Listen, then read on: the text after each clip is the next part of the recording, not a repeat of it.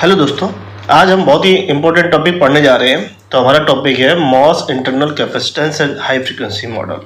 तो सबसे पहले हम मॉसफेट के इंटरनल कैपेसिटेंस के बारे में जानेंगे, फिर उसका हाई फ्रीक्वेंसी मॉडल ड्रा करेंगे, फिर हम उसकी जो है एनालिसिस करेंगे हाई फ्रीक्वेंसी मॉडल की। तो दो टाइप्स के क्या होते हैं इंटरनल कैपेसिटेंस होते हैं, टू टाइप्स। पहला जो हमारा है ये होता है gate capacitive effect. The gate capacitive effect, और दूसरा जो है वो है source body and drain body depletion layer capacitance. Source body and drain body depletion layer capacitances.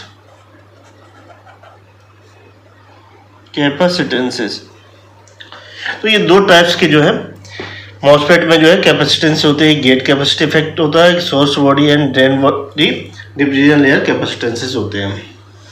तो सबसे पहले देख लेते हैं गेट कैपेसिटिव इफेक्ट क्या होता है। तो नंबर 1 पे लेते हैं द गेट कैपेसिटिव इफेक्ट।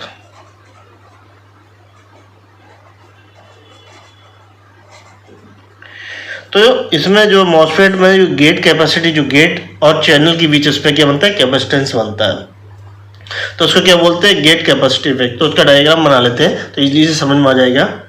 तो देखिए मॉसफेट का ये स्ट्रक्चर है। तो देखिए हमने यहाँ गेट और चैनल, ये एन टाइप चैनल, ये पी टाइप सबस्ट्रेट है, ये सोर्स है और ये ड्रेन है।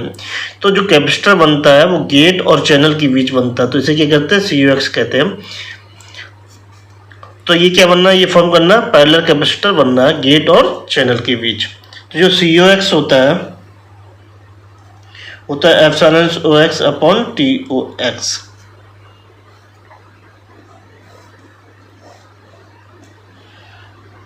तो इसकी जो यूनिट होती है वो होती है फैरेड पर मीटर स्क्वायर। ये हमें याद रखना है।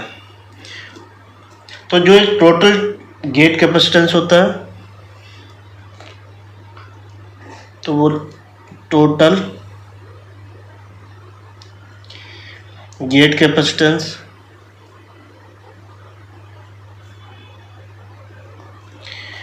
तो ये होता है CUX W इंटू L। इसको रिप्रेजेंट करते हैं CGC बराबर CUX W इंटू L। ये तो हमें ये याद रखना है गेट कैपेसिटेंस क्या होती है। इसकी जो वैल्यू होती है सिलिकॉन के लिए CUX की वो होती है 3.45 इंटू 10 की पावर -3 फैरेड पर मीटर स्क्वायर। ये हमें याद रखना है। यहाँ TX क्या होता है, ऑक्साइड लेयर होती है, थिकनेस होती है उसकी। तो देखिए जो सोर्स बॉडी और ड्रेन बॉडी, ये सोर्स है और ये ड्रेन, इनके बीच क्या है, कैपेसिटेंस बनता है। तो वो कैसे कैपेसिटेंस होते हैं, डिप्लीजन लेयर कैपेसिटेंसेस होते हैं। तो यहाँ लिखना भूल गए थे, क्या होती है डिप्लीजन लेयर। बेसिकली क्या है, N प्लस और पीस जो सबस्ट्रेट होता है, यहाँ क्या होता है डायोड होता है। तो वो क्या रिवर्स बायस में जो है जब वर्क करता है तो इसके बीच क्या होता है, एक CSP जो है कैपेसिटर जो है डिप्लीजन लेयर कैपेसिटर होता है। इसी प्रकार इसके और इसके भी ड्रेन और पी सबस्ट्रेट के बीच एक कैपेसिटर बनता है। जब हमारा ये डायोड क्या होता है, रिवर्स बायस होता है, तो इसे क्या बोलते हैं, DCDV बोलते हैं। तो इन दोनों की वैल्यू होती है जो हमें याद रखनी होती है। तो देखिए यहाँ पे ये CSV0, ये बेसिकली क्या होती है, कैपेसिटेंस वैल्यू होती है। रिवर्स बायस वोल्टेज क्या होता है, VSV। जब 0 हो जाएगा तब हमें क्या मिलेगा, CSV0 की वैल्यू मिलेगी। इसी प्रकार CDV। तो ये दोनों हमें कैपेसिटेंस याद रखने वेरी इंपॉर्टेंट है, क्योंकि ये एग्जाम में पूछा जा सकते हैं। देखो ये जो फिगर है मॉसफेट पे, इस पे क्या हमने कैपेसिटेंस रिप्रेजेंटेशन किया है, मॉडल किया है कहाँ कहाँ क्या कैपेसिटेंस होता है। तो देखिए गेट और ड्रेन के बीच क्या होता है, CGD इसे रिप्रेजेंट करते हैं, ये पढ़ा जाता है गेट टू ड्रेन कैपेसिटेंस। इसी प्रकार गेट और चैनल सोर्स के बीच होता है, उसको क्या बोलते हैं, CGS बोलते हैं, गेट टू सोर्स जो है कैपेसिटेंस। इसी प्रकार ड्रेन टू बॉडी होती है तो इसे बोलते हैं ड्रेन टू बॉडी कैपेसिटेंस। तो ये CDV को क्या पढ़ते हैं, ड्रेन टू बॉडी कैपेसिटेंस। इसी प्रकार सोर्स और बॉडी के बीच में होता है तो उसे क्या पढ़ते हैं, CSP पढ़ते हैं। और एक गेट और ये बॉडी, ये क्या है, बॉडी। तो गेट और बॉडी के बीच होता है CGB, इसे क्या पढ़ते हैं, गेट टू बॉडी कैपेसिटेंस। तो देखिए हम पढ़ेंगे next the gate capacitive effect. इसके अंदर जो है हम तीन जो हमने ये मॉडल ड्रा किया गया है, जिसपे हमने मॉसफेट पे क्या कैपेसिटेंस जो है ड्रा किया है, मॉडल किए हुए हैं। तो इनमें जो है इसकी और इसकी वैल्यू जो है डिटरमाइन की जाती है। तब पहला केस जो है MOSFET operating in triode region. जब हमारा मॉसफेट हमारा ट्रायोड रीजन में होगा तब इनकी और इनकी क्या वैल्यू होगी।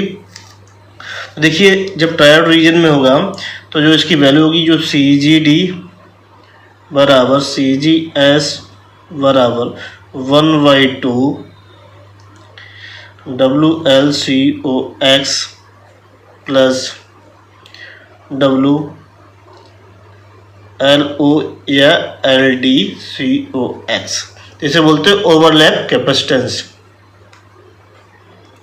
Overlap capacitance. ठीक है, कभी कभी ये वैल्यू क्या होती है, निगलेक्टेड कर दी जाती है। और इसमें जो है CGV की वैल्यू क्या होगी, वो 0 होगी इस वाले केस में। तो हमें ये याद रखना है, जब ट्रायोड रीजन में होगा हमारा मॉसफेट तो CGS और इसकी वैल्यू क्या होगी, वो सेम होगी 1/2 WLCOX। ये बेसिकली क्या है, गेट कैपेसिटेंस वैल्यू है। तो ये हाफ हो जाता है गेट कैपेसिटेंस का। तो इसे लिख सकते हैं इस तरीके से, CGD बराबर CGS बराबर 1/2 CGC प्लस इसे क्या लिख सकते हैं, ओवरलैप कैपेसिटेंस बोलते हैं, या C ओवरलैप कैपेसिटेंस। तो हमें जनरली ये वाला याद रखना है, क्या होती है 1/2, इसको निगलेक्ट कर दिया जाता है। यह L ओवरलैप या LD क्या है, ये ओवरलैप लेंथ है, लैप लेंथ।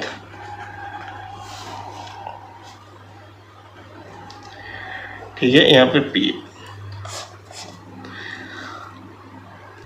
जब हमारा मॉसफेट क्या है सैचुरेशन रीजन में होता है तो हमारा देखिए इसमें CGS तो होता है गेट टू सोर्स कैपेसिटेंस, वो क्या होता है 2/3 ऑफ चैनल कैपेसिटेंस का, COXW into L plus COXW into LD या L ओवर। तो इसमें ये कैपेसिटेंस क्या होता है, हमें वैल्यू याद रखनी है। जनरली कभी कभी क्या होती है, ये वैल्यू क्या होती है, निगलेक्ट कर दी जाती है जब हमारा क्या होता है वो सैचुरेशन रीजन में। इसमें बाकी दो वैल्यूज क्या होती है, वो 0 होती है। CGD की वैल्यू 0 होती है और CGV की वैल्यू क्या होती है, 0 होती है। ये हमें याद रखना है, ये इम्पोर्टेंट है, डेरिवेशन में कई जगह बहुत यूज होगा। जनरली इसको क्या कर देते हैं, निगलेक्ट कर देते हैं। एक और बचा हुआ मॉसफेट जब हमारा क्या कट ऑफ रीजन में होता है, तीसरा। तो इसमें CGS बराबर CGD क्या होते हैं, दोनों 0 होते हैं। और जो CGV होती है वो होता है हमारा CGC के बराबर WLCOX। ये हमें याद रखना है कट ऑफ पर। जो चौथा कैपेसिटेंस होता है वो ओवरलैप कैपेसिटेंस होता है। C ओवरलैप बराबर क्या होता है, W ओवरलैप या LD इंटू COX। इसे हमें याद रखना है। तो ये हमारे क्या है बेसिक कैपेसिटेंस, और हमने सोर्स बॉडी या drain body depletion layer capacitance के बारे में बता ही चुके हैं। तो यहाँ पुनः लिख देते हैं उनके फार्मूले हैं। तो इनको जंक्शन कैपेसिटेंस भी कहते हैं। सोर्स बॉडी कैपेसिटेंस CSB, इसका ये फार्मूला है। ड्रेन बॉडी कैपेसिटेंस CDB, ये CDB 0/√1 + VDB/V0। तो ये से क्या बोलते हैं, जंक्शन कैपेसिटेंस बोलते हैं। तो ये भी बहुत इंपॉर्टेंट है, या ऐसे डिप्लीशन लेयर कैपेसिटेंस तो पूछे जा सकते हैं ऑब्जेक्टिव में भी। तो देखिए ये स्मॉल सिग्नल मॉडल एलिमेंट है। तो देखिए क्या है, जनरल मॉडल, BJT मॉडल और मॉस मॉडल। तो जनरल मॉडल में क्या होता है, RX, R input, C input, CF और ये R0। जनरल की बात करते हैं। जब हम BJT की बात करें तो RX से ये क्या होगा, बेस स्प्रेडिंग रेजिस्टेंस RB होगा। R इनपुट क्या होगा, वो R पाई होगा। C इनपुट क्या होगा, C पाई होगा। CF क्या होगा, C म्यू होगा। फीडबैक जो कैपेसिटेंस होगा R0। आउटपुट ही क्या, output resistance R। MOS model में बात करेंगे तो इसमें इसकी वैल्यू क्या होती है, RX की वैल्यू क्या, 0 नहीं लेते। R इनपुट क्या होता है, बेसिकली मॉसफेट का क्या होता है, इनफाइनाइट होता है। जो C इनपुट होता है, इसमें क्या होता है, गेट टू सोर्स या गेट सोर्स कैपेसिटेंस। उसके बाद गेट ड्रेन कैपेसिटेंस होता है फीडबैक में। और ये आउटपुट पे क्या होता है, R0 होता है। वो दोनों में क्या होता है, सेम होता है। देखिए ये BJT के लिए है और ये हमारे किसके लिए है, मॉस के लिए। तब हम पढ़ेंगे हाई फ्रीक्वेंसी मॉसफेट मॉडल। तो देखिए हमने हाई फ्रीक्वेंसी मॉडल ड्रा किया मॉसफेट का। तो ये वेरी वेरी इंपॉर्टेंट है, जो पूछा जाएगा 2 नंबर में भी पूछा जाएगा। तो देखिए ये बेसिक कंप्लीट जो है हाई फ्रीक्वेंसी सर्किट मॉडल है मॉसफेट का, जिसमें देखिए CGD ये क्या है, गेट कैपेसिटेंस है। और ये क्या है, डिप्लीशन लेयर कैपेसिटेंस। और क्या है, ये आउटपुट रेजिस्टेंस है। ठीक है, ये करंट कंट्रोल करंट सोर्स है। ये किसके कारण, ये बॉडी के कारण। देखिए सोर्स यहाँ कनेक्टेड है, बॉडी यहाँ। तो सोर्स और बॉडी के बीच कैपेसिटेंस CSB है। और ड्रेन और बॉडी के बीच में डिप्लीशन लेयर कैपेसिटेंस क्या, CDB है। ये तो आगे एक और सर्किट जो है इन्होंने सिंप्लीफाई की कि सोर्स और बॉडी से, जैसे ही हम सोर्स किससे कनेक्ट कर दिया गया, बॉडी से कनेक्ट कर दिया गया। तो इसमें जो हमारा ये वाला जो कैपेसिटेंस है CSB, वो क्या हो जाता है, नेग्लेक्टेड हो जाता है। बाकी हमारा ये वाली जो कॉन्फ़िगरेशन बढ़ती है, इसमें CGS भी रहता है। CGE गेट कैपेसिटेंस होते हैं, कैपेसिटिव इफेक्ट के कारण ये होते हैं। और देखिए यहाँ पे क्या बचा, CDB, ये डिप्लीशन लेयर कैपेसिटेंस होता है। तो ये आगे एनालिसिस करने के लिए काफ़ी ये कॉम्प्लिकेटेड होते हैं। इनसे जो है क्या करते हैं, इसको भी क्या करते हैं, निगलेक्ट करते हैं, सिंप्लीफाई। तो ये हमारी बेसिकली क्या है, जो है इक्विवेलेंट सर्किट है, जिसमें हमने क्या है, डिप्लीशन जो हमारे कैपेसिटेंस होते हैं उनको क्या कर दिया, हमने निगलेक्ट कर दिया। और ये बॉडी इफेक्ट भी क्या कर दिया, इसमें निगलेक्ट, ओनली क्या है, सोर्स है। तो देखिए गेट है, गेट और ड्रेन के बीच क्या है, CGD लगा हुआ कैपेसिटेंस। गेट और सोर्स के बीच क्या है, CGS है। और ये करंट कंट्रोल करंट सोर्स है। और ये गेट ड्रेन और सोर्स के बीच एक आउटपुट रेजिस्टेंस R0 कनेक्टेड है। तो ये वाला जो है वो एनालिसिस करने के लिए यूज किया जाता है। जबकि अगर आपको एग्जाम में पूछा जाए जिस प्रकार से, क्योंकि हाइब्रिड फ्रीक्वेंसी मॉडल, तो ये आपको कंप्लीट ये वाला जो है आपको ड्रा करना है। ये ऑब्जेक्टिव में पूछा जा सकता है। तो हम डिस्कस करेंगे frequency response common source amplifier. देखिए ये कैपेसिटिव कपल जो है कॉमन सोर्स एम्पलीफायर है। देखिए इसमें देखिए ये सिग्नल सोर्स लगाएगा सीरीज विद रेजिस्टेंस। ये देखिए एक कैपेसिटेंस ये है CC1, एक कैपेसिटेंस ये है CC2, एक कैपेसिटेंस है CS। तो इनको और इनको बोलते हैं कपलिंग कैपेसिटेंस। क्या बोलते हैं, कपलिंग कैपेसिटेंस, जो पूछा जाता है, कपलिंग कैपेसिटेंस। ठीक है, और इस वाले कैपेसिटेंस को बोलते हैं बाईपास कैपेसिटेंस।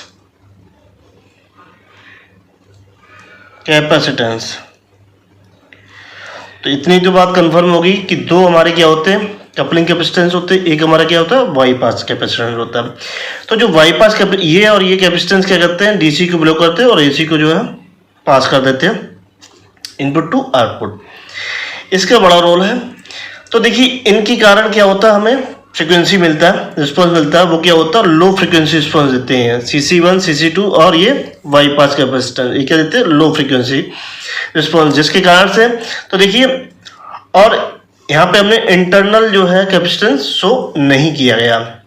तो इसका जो है इंटरनल कौन सा होगा, एक इसके बीच होगा गेट, और ये तो गेट है और एक ड्रेन है, ये सोर्स है। एक इसके बीच होगा CGD और एक इसके बीच होगा सोर्स के बीच, तो ये CGS, तो ये तो इंटरनल कैपेसिटेंस हो गया। ये क्या होता है एक्सटर्नल कैपेसिटेंस हम, तो इसका क्या पूछा जाता है, ये फ्रीक्वेंसी, इसकी ये फ्रीक्वेंसी रिस्पॉन्स है इस सर्किट का ये। तो देखिए यहाँ देखिए डीबी में बॉट प्लॉट ये ड्रा किया गया डीबी में। तो देखिए इसमें दो फ्रीक्वेंसी है FL और ये हाई फ्रीक्वेंसी, ये लो फ्रीक्वेंसी। तो जो हाई फ्रीक्वेंसी जो हमें मिल रही है वो किसके कारण मिल रहा है, जो गेन जो हमारा जो क्या हो रहा है फॉल हो रहा है, वो गेन किसके कारण होगा, CGD और CGS, मतलब इंटरनल कैपेसिटेंस। हाई जब भी फ्रीक्वेंसी जो हमारा गेन फॉल होगा वो किसके कारण होगा, इंटरनल कैपेसिटेंस के कारण, CGS और CGD। ये गेट में, ES में, किसी भी कंपटीशन में ये फिगर के बारे में जरूर पूछा जाता है। तो आपको याद रखना जो हाई फ्रीक्वेंसी जो हम जो फ्रीक्वेंसी डिटरमाइन करते हैं वो क्या होता है, किस पे डिपेंड करता है, CGS और CGD पे। इसी प्रकार जो लो फ्रीक्वेंसी जो हमारा जो है वो डिटरमाइन की जाती है due to the coupling capacitance and bypass capacitance. तो जो हमारा गेन फॉल होता है, गेन फॉल किसके कारण होता है, CC1, CC2 एंड CS के कारण, लो फ्रीक्वेंसी बैंड, क्योंकि इसमें कितनी बैंड है, 3 बैंड है, एक लो फ्रीक्वेंसी बैंड है, मिड बैंड है, एक हाई फ्रीक्वेंसी बैंड है। तो हाई फ्रीक्वेंसी बैंड में जो गेन फॉल होता है वो किसके कारण, CGS और CGD। लो फ्रीक्वेंसी में क्या होता है, वो कपलिंग कैपेसिटर बाईपास के कारण। एक बचता है मिड बैंड, इसमें क्या होता है, गेन हमारा ये क्या होता है, इंडिपेंडेंट ऑफ द कैपेसिटेंस होता है। इसमें क्या कैपेसिटेंस नेग्लेक्ट कर दिए जाते हैं। तो थोड़ा बहुत इसमें लिखने के लिए आपको पूछा जाएगा, तो मैं यहाँ पे थोड़ा थोड़ा पॉइंट लिखता हूँ। मिड बैंड में क्या करते हैं, तो देखिए इसमें 3 बैंड्स होती है, mid band, low frequency band, high frequency band. Mid band में क्या होता है, कैपेसिटेंस क्या होता है, जो हमारी कपलिंग कैपेसिटेंस बाईपास वो क्या होता है, शॉर्ट सर्किट से रिप्लेस कर दिया। जब तो देखिए इसमें जो कपलिंग कैपेसिटर बाईपास ही शॉर्ट सर्किट से रिप्लेस कर, CGS CGD क्या ओपन सर्किट से रिप्रेजेंट कर दिया है। कब, क्योंकि ये मिड बैंड में क्या होता है इंडिपेंडेंट, क्योंकि मिड बैंड गेन निकालना पड़ता है, तो उसके लिए हम ये करते हैं। लो फ्रीक्वेंसी बैंड किसके कारण होती है, due to the coupling capacitor bypass के कारण। हाई फ्रीक्वेंसी बैंड किसके कारण होती है, CGS और CGD इंटरनल कैपेसिटेंस के कारण। तो जो हमारी बैंडविड्थ होती है वो क्या होगी, bandwidth high frequency minus low frequency, क्योंकि हाई फ्रीक्वेंसी की वैल्यू ज़्यादा होती है तो ये बैंडविड्थ क्या हो जाएगी, अप्रॉक्सीमेटली FH के बराबर हो जाएगी। तो इसमें एक और पैरामीटर आता है फिगर ऑफ मेरिट, जिसे बोलते हैं गेन बैंडविड्थ प्रोडक्ट। तो देखिए गेन बैंडविड्थ प्रोडक्ट या figure of merit of amplifier कहते हैं। तो GV बराबर क्या होता है, मैग्नीट्यूड AM, इसे बोलते हैं मिड बैंड गेन। AM क्या बोलते हैं, मिड बैंड गेन, ठीक है। तो बैंडविड्थ क्या होती है, FH है, तो इसको इस तरीके से भी लिख सकते हैं। तो ये बहुत इंपॉर्टेंट है जो पूछा जाता है ऑब्जेक्टिव में। तो सबसे पहले हम जो फाइंड करेंगे mid band gain of the common source amplifier का। तो देखिए किसी भी सर्किट का जो है मिड बैंड गेन निकालने के लिए इसका ये प्रोसीजर होता है, क्योंकि हमें इसका निकालना है। तो जो हमारी कपलिंग कैपेसिटेंस और बाईपास कैपेसिटेंस होते हैं वो क्या होते हैं, माइक्रोफैरेड में होते हैं। इनकी वैल्यू ज़्यादा हाई होती है, तो इनको क्या शॉर्ट सर्किट से रिप्लेस कर दिए जाते हैं। और जो हमारे इंटरनल होते हैं, क्योंकि यहाँ दर्शाए नहीं जाते, अगर किसी भी सर्किट में दे रखे हों तो CGS CGD या लोड कैपेसिटेंस जो पैरेलल कनेक्टेड हो, जो शंट में कनेक्टेड हो, तो वो क्या कर दिए जाते हैं, ओपन सर्किट कर दिए जाते हैं। तो चूंकि CG और CGD कैसे पहचानेंगे, जब सर्किट में होते हैं तो वो क्या होते हैं, पिकोफैरेड में होते हैं, इसलिए उनकी वैल्यू बहुत कम होती है। तो ये क्या करते हैं, ओपन सर्किट से रिप्लेस करते हैं। और एक पॉइंट हमेशा याद रखना, ये इंपॉर्टेंट पॉइंट है, गेट टू सोर्स जो चैनल होता है, गेट सोर्स कैपेसिटेंस की वैल्यू गेट ड्रेन से बहुत ज़्यादा होती है, ठीक है। तो ये पॉइंट ज़्यादा होता है। तो इसका जो देखिए हमने मिड बैंड गेन निकालने के लिए ये सर्किट ड्रा किया। देखिए कपलिंग कैपेसिटर क्या कर दिया, CC1 को शॉर्ट कर दिया, इसको भी शॉर्ट कर दिया, ये तो ओपन कर दिया, ये ग्राउंडेड है। ये VDD क्या कर दिया, AC ग्राउंड कर दिया। ये देखिए यहाँ पर भी शॉर्ट कर दिया और ये RL। तो इसको ये इसका ये सिंप्लीफाइड इक्विवेलेंट सर्किट हो गई। देखिए कॉमन क्या हो गया, ये सोर्स हो गया। अब हम स्मॉल सिग्नल मॉडल करेंगे और इसका जो है मिड बैंड गेन फाइंड कर लेंगे। तो देखिए इसका हमने स्मॉल सिग्नल मॉडल रख दिया, डायरेक्ट से भी निकालेंगे। तो देखिए इसका जो है V आउटपुट होगा माइनस का GM VGS R0 parallel RD parallel RL। तो VGS इसके क्रॉस होगा, इसे इक्वेशन फर्स्ट मान लेते हैं। तो इसे सिंप्लीफाई करके लिखें V0 बराबर माइनस का GM R0 parallel RD parallel RL और ये VGS। तो VGS इसके अक्रॉस है तो VGS बराबर RG अपॉन RG प्लस का R signal into V signal. तो ये वैल्यू रख देंगे यहाँ पे। तो V आउटपुट बराबर माइनस का GM R0 parallel RD parallel RL ये RG upon RG plus R signal into V signal. तो ये V output upon V signal की वैल्यू हो जाएगी minus RG upon RG plus R signal into GM R0 parallel RD parallel RL। ये अगर तो ये क्या कहलाएगा हमारा AM। तो AM बराबर माइनस का RG अपॉन RG प्लस का R signal into GM R0 parallel RD parallel RL। अगर हम इसकी मैग्नीट्यूड की बात करेंगे तो ये निगेटिव क्या होगा, ये पॉजिटिव हो जाएगा। अब देखिए डायरेक्ट कैसे करेंगे, इसके अक्रॉस ये देखिए यहाँ पे क्या ये R0 होगा तो यहाँ पे क्या ID फाइन ये ID जा रही होगी वो क्या होगी GM VGS होगी। ID क्या होगी GM VGS।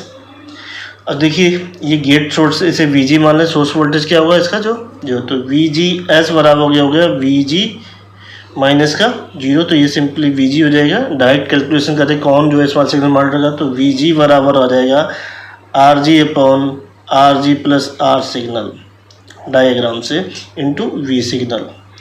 तो V आउटपुट बराबर आ जाएगा माइनस का ID R0 parallel RD parallel RL। चूँकि ID बराबर क्या होता है GM VGS तो minus GM VGS R0 parallel RD parallel RL बराबर। तो ये VGS बराबर क्या है VG है तो यहाँ रख देते हैं GM VG R0 parallel RD parallel RL।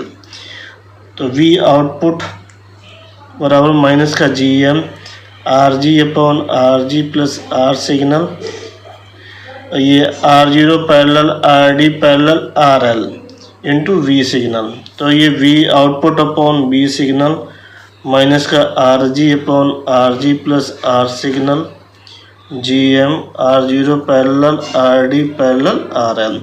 देखिए दोनों से सेम आ रहा है तो क्योंकि हमें ज़रूरी नहीं है कि हम उसका जो है स्मॉल सिग्नल मॉडल का डायरेक्ट हमें आना चाहिए। ये है डायरेक्ट और ये है स्मॉल सिग्नल मॉडल से। तो ये प्रोसीजर है निकालने का मिड बैंड गेन। किसी भी सर्किट का जो है मिड बैंड गेन आप इसी तरीके जो मैंने प्रोसीजर बताया उसी से करेंगे। अगर आप ये प्रोसीजर नहीं करते तो निकालने में दिक्कत होगी। अगर आपको मेरा वीडियो अच्छा लगे please like share and subscribe my channel. तो जो बाकी दो बैंड बचे हुए हैं हाई फ्रिक्वेंसी रिस्पॉन्स और लो फ्रिक्वेंसी वो हम नेक्स्ट वीडियो में निकालेंगे।